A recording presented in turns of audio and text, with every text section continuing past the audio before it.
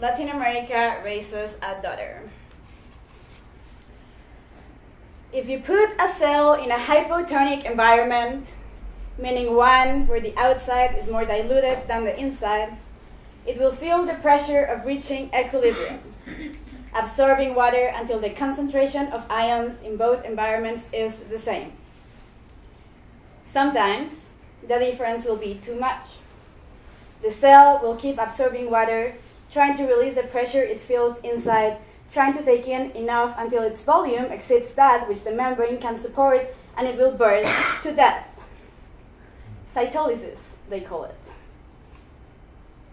And I wonder if all the cells are female, noticing they carry more inside of them than they're supposed to, trying to take in even more, to dilute to the point of complacency, to make themselves softer, trying to take in enough until their boundaries are non-existent, until they burst, until they die.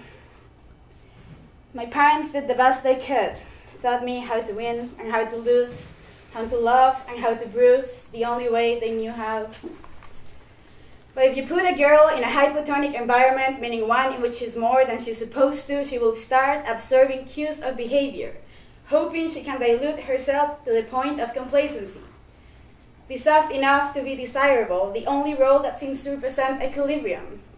Osmosis, they call it. The process through which we learn how much is too much. The first time someone labeled me girlfriend, I hid for a whole week, feeling I wasn't equilibrium enough. The word no had already diluted. The first time he asked if he could kiss me, I was speechless. The word yes also diluted. The word consent, a bad joke. I texted my best friend, wondering why he was asking something that came attached to the label. The word no diluted first. Osmosis, they call it. The process that had me forget I had a voice when I was 13. My parents did the best they could, but by choice, I put myself in a different environment, and for a while, I avoid bursting. But when you return a cell to its home, nature still has its way. Every time I heard Latin America, I heard cytolysis. Girls bursting from refusing to take in enough. The incessant scroll of news had me crying over Facebook feeds, trying to take the water out, had me shouting at my parents for loving me and drowning me. Had me preaching revolution, had me thinking I had escaped equilibrium. They call it osmosis. The first fight I had with my dad when I went home for the summer was over a t-shirt. One he deemed too inappropriate. I learned male desire is more water I need to take in.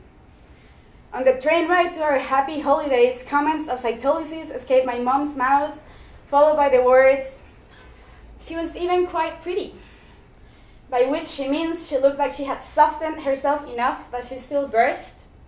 I learned people will not mourn me if I'm not pretty. Over dinner at our hotel, they discussed a model's show, and this woman from the office who's probably fucking the big boss because she just got a promotion, and I learned people will not respect me if I'm too pretty.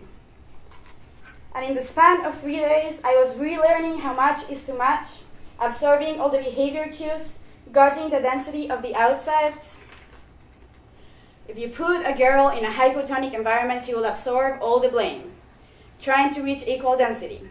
When she's flying over Lima, her flying instructor will notice she's crying.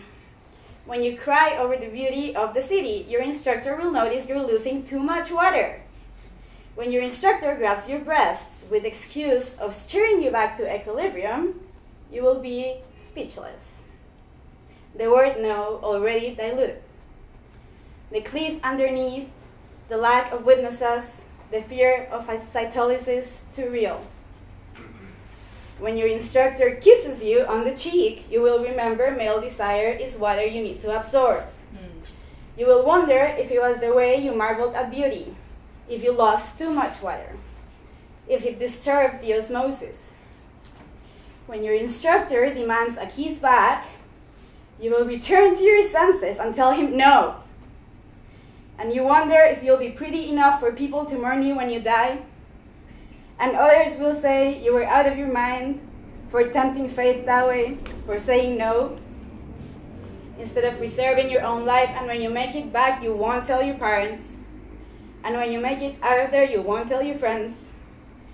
And when in Seoul you have to say no, no, no, no, over and over and over again, you will realize that when you're a strong girl, any environment is a hypotonic environment. And when you put a girl in a hypotonic environment, she will burst.